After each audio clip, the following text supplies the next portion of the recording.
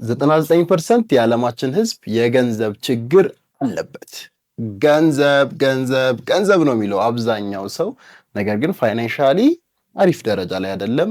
የሚፈልገውን ነገር አይገዛም። የሚፈልገው ቦታ አይሄድም በገንዘብ ምክንያት። ሕክምና እየፈለገ መታከም አይችልም። እኔ ከረጅም ዓመት ጀምሮ ጠይቅ ነበርና እንደ ፋሚሊም ይሄ ችግር ስለነበር በሳቱ ዋይ እላለሁ ሁሌና አብዛኞቻችን የገንዘብ ችግር እንፈልጋለን። ላይክ በጣም ሀብታም መሆን ባንፈልግ እንኳን ቤዚክ ኒዳችን ለምግብ መቸገር አንፈልግም፣ ለመጠጣት የቤት ኪራይ ለመክፈል መቸገር አንፈልግም። ለምንድን ነው ይሄ ችግር ሁላችንም ላይ የሚስተዋለው? ከየትስ ነው የፋይናንስ ወይም የገንዘብ ችግር የሚመነጨው የሚለውን በዚህ ቪዲዮ አሳያችኋለሁ። ታላቁ ሊቃውንት ሊቅነት ነኝ፣ አብራችሁን ቆዩ።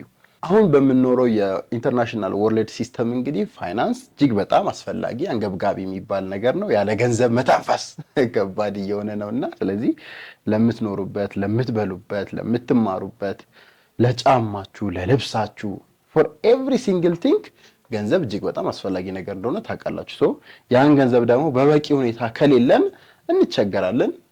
በጣም ማጣት ውስጥ እንገባለን፣ ድህነት ውስጥ እንገባለን። ያን ለማስተካከል መጀመሪያ ችግሩ ምንድነው የሚለው ማወቅ አስፈላጊ ነው። እኔ ማስቀምጠው እንግዲህ በዋነኝነት የገንዘብ ችግር የሚመጣው አንደኛ ስለ ፋይናንሻል ኢንቴሊጀንስ ያለመኖር ነው፣ ወይም ስለ ገንዘብ ጠለቅ ያለ እውቀት አለማዳበር፣ ገንዘብ ምን እንደሆነ አለመረዳት፣ እንዴት እንደሚሰራ ገንዘብ ለማግኘት ምን ማድረግ እንዳለብን በትክክለኛው መንገድ አለማወቅ ነው ብዬ አስባለሁ። ያን ለማስተካከል እኔ ቤዚካሊ ማካፍላችሁ የመጀመሪያው አራቱን የገንዘብ ማግኛ መንገዶች ነው። ሮበርት ኪዮሳኪ ሪች ዳድ ፑር ዳድ መጽሐፍ ላይ ካያችሁት አሁን ማንኛውም ሰው ገንዘብ የሚያገኝባቸው አራት መንገዶች ነው የሚኖሩት ይላል።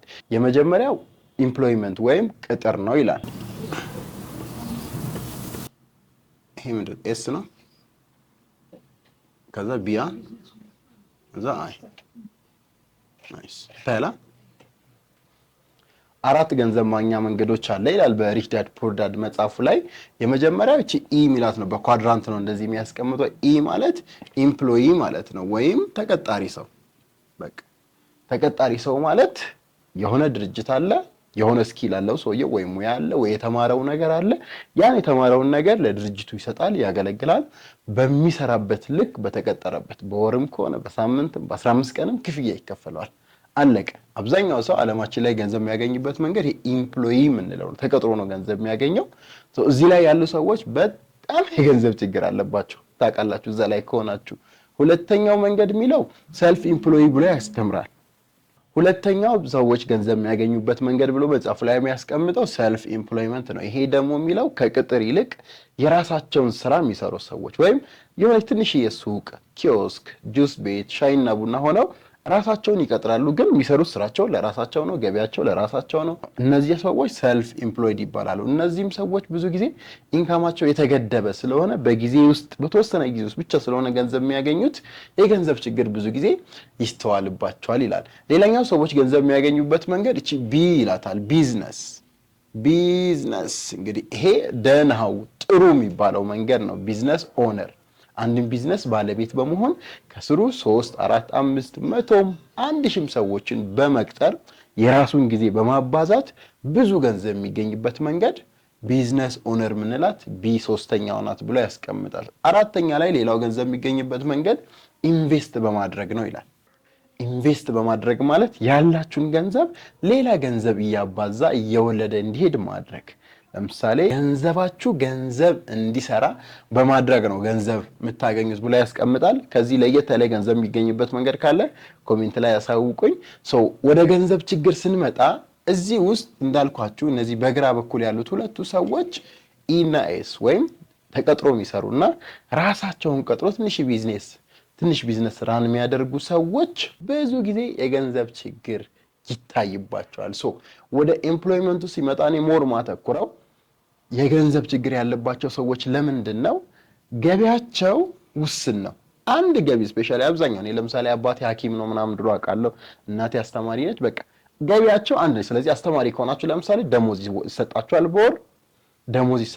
በወር ያችን ደሞዝ በትክክል ለምን ብላችሁ እራሳችሁ ከፋፍላችሁ ነው የምትጠቀሙት። አንድ ስራ ነው የሚኖራችሁ። ለምሳሌ ፋብሪካ ሰራተኛ ከሆናችሁ በቃ አንድ ስራ አላችሁ፣ ገቢያችሁ አንድ ነች።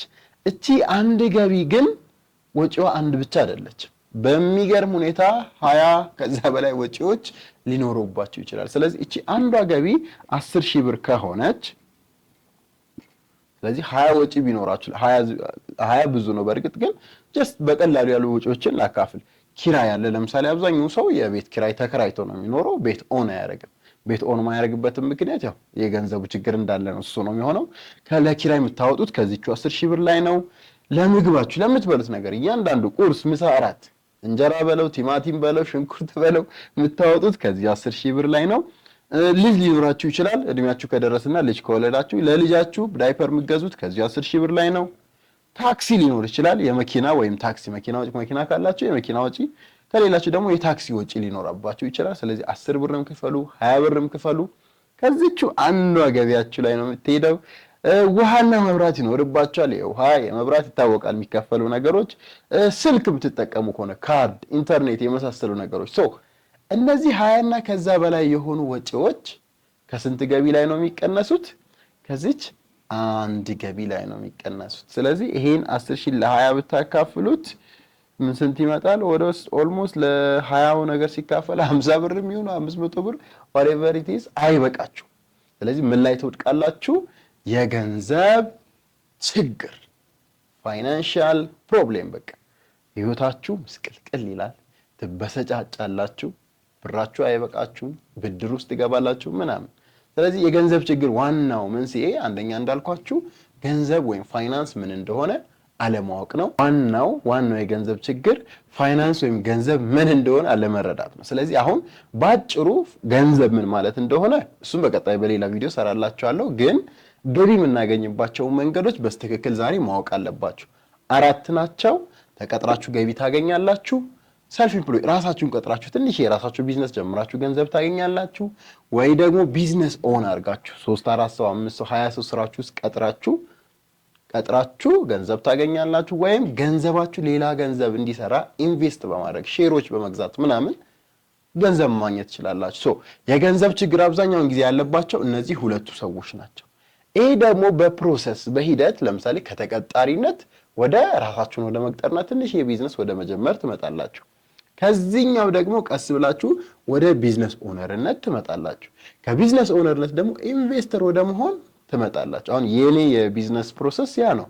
ስጀምር አስተማሪ ነበርኩ። ኢንጂነሪንግ ወርክሾፕ ውስጥ ሰራ ነበር። ተቀጥሬ ነበር የምሰራው።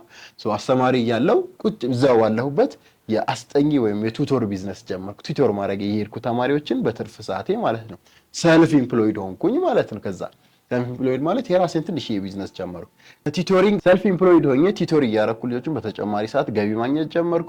ከዛ በመቀጠል እሷን አሳደግኩትና ሊቃውንት ኮንሰልተንሲ የሚል ቢዝነስ አደረግኩ። 1 ሰው አመጣው፣ 2 ሰው ሆነን 3 ሰው እየሆንን እዚህ ጋር እንገኛለን። አሁን ወደዚህ ለመሄድ ደግሞ ወደዚህኛው ወደ ኢንቨስተርነት ለመሄድ ደግሞ እየተጋጋጥን እንገኛለን። በዚህ ፕሮሰስ ውስጥ ይሄን በደንብ መረዳት ከቻላችሁ አሁን እናንተ ገንዘብ እያገኛችሁ ያላችሁበት መንገድ ምንድነው? የገንዘብ ችግራችሁ የመጣው የቱ ጋር ስለሆናችሁ ነው። ፋይናንሻል ኢንተለጀንስ ወይም የፋይናንስ ዕውቀት ማለት ይሄ ነው።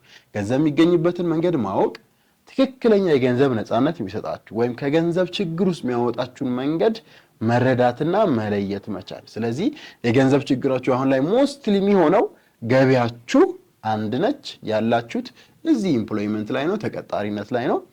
ወይም እዚህ ሰልፍ ኢምፕሎይመንት ላይ ሆናችሁ ትንሽዬ ገቢ ነው ያላችሁ። ወጪያችሁ ግን እጥፍ 20 30 ሊሆን ይችላል። የቤት ኪራይ ያለባችሁ፣ ምግብ፣ የልጆች የታክሲ፣ የውሃ፣ ስልክ፣ ያልገለጽኳቸው ብዙ ጫማ፣ ካልሲ ኤቭሪቲንግ ከዚቹ ካለችው ወይ 10,000 ወይ 15,000 ወይ 20,000 ብር ደሞዝ ላይ ነው የምትቆረጠው። ስለዚህ አይበቃችሁም። ካልበቃችሁ የገንዘብ ችግር ላይ ትወድቃላችሁ። ይሄን ለማስተካከል ስለዚህ ቀጣይ ማድረግ ያለባችሁ ምንድነው? በደንብ በቀጣይ ቪዲዮ ሰራዋለሁ። ገቢን እንዴት መጨመር አለብን፣ በምን አይነት መንገድ ገቢያችንን የምንጨምር ነው። ይሄ የገንዘብ ችግር በሂደት በአንድ አይቀየርም፣ በሂደት የሚስተካከለው የሚለውን በቀጣይ ቆንጆ አስተማሪ ቪዲዮ ይዤ እመለሳለሁ። እስከዛው ቤተሰብ እየሆናችሁ ያሳሰብና የአመለካከት ለውጥ ለማምጣት ሰብስክራይብ አድርጋችሁ ቤተሰብ ሁኑ። ታላቁ ሊቃውንት ሊቅነት ነበርኩኝ። ቴንክ ዩ